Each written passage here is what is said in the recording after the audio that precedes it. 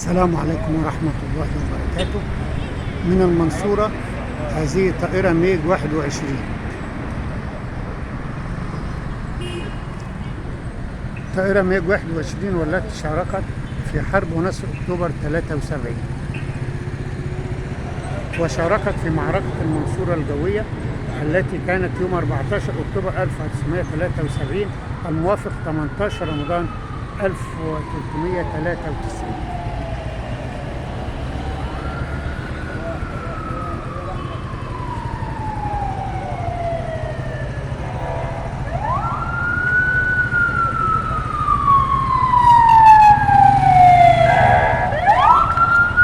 يا سادة، كانت هذه أطول معركة جوية واستمرت 53 دقيقة.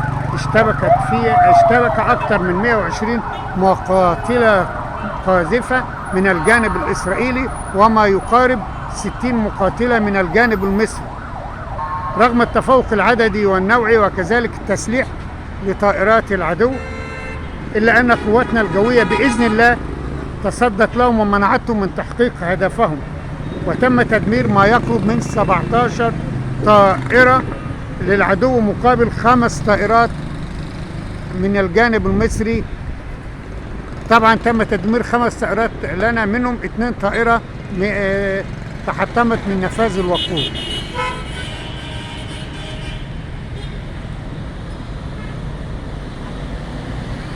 وتم افتتاح ميدان النصور هذا اليوم المنصورة اليوم 14 أكتوبر 2022. مرة أخرى، هذه ميج 21 من جانب آخر من جوانبها يغطي سماء المنصورة ويذكرنا بيوم 14 أكتوبر 73 من 49 عام كانت معركة المنصورة الجوية.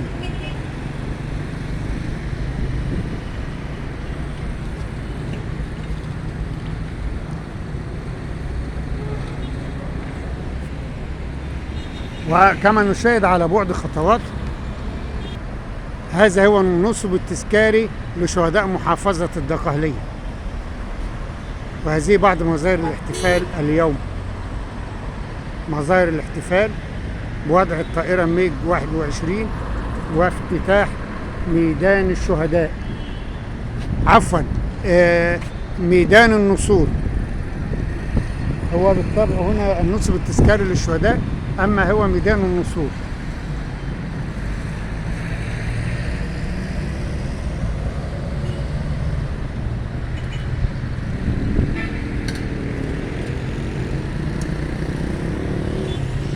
وهذا قصر الشناوي، أشهر القصور التاريخية بالمنصورة، وهو قصر الشناوي جامع النصر بالمنصورة. وهذه العقارات التاريخية التي تشهد على تاريخ المنصورة الممتد لأكثر من 803 عام.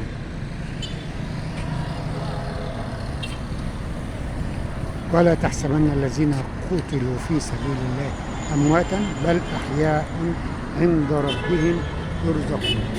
ميدان النصور، طائرة ميج 21.